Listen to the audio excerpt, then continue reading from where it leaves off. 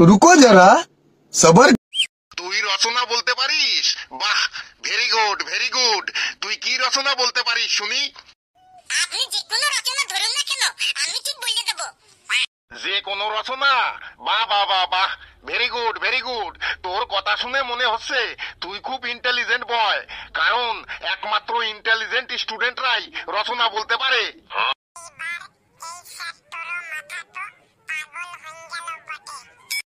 এই হিপি চুলবালা, তুই কিছু বললি? না না, আমি কিছু বলিনি তো। ধরুন ধরুন, ওকে রচনাটাই ধরুন। আচ্ছা ফেলু, তুই বাঙালির প্রিয় খাবার দাবার নিয়ে একটা রচনা বলতো। স্যার, বাঙালির প্রিয় খাবার দাবার নিয়ে রচনা বলছি স্যার।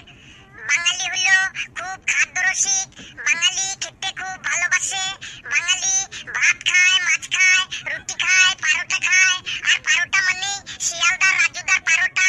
রাজুদা সারা রাত জেগে খুব সুন্দর করে কম তেল দিয়ে তুলোর মতো তুলে পারোটা বানিয়ে নিয়ে আসে। রাজুদা পারোটার সাথে যে তরকারিটা দেয় সেটা তো একদম বিশ্ববিখ্যাত তরকারি।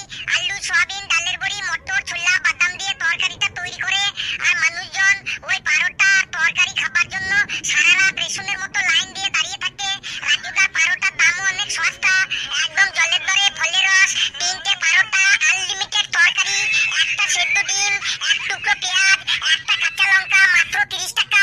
যেতে হবে না ট্রেনের টিকিটও। স্যার, কেমন লাগলো বাঙালি প্রিয় খাবার রচনাটা?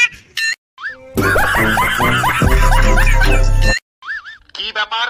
আমি তোকে বললাম বাঙালির প্রিয় খাবার দাবার নিয়ে রচনা বলতে, এখানে আবার রাজুদার পারোটা এলো কিভাবে?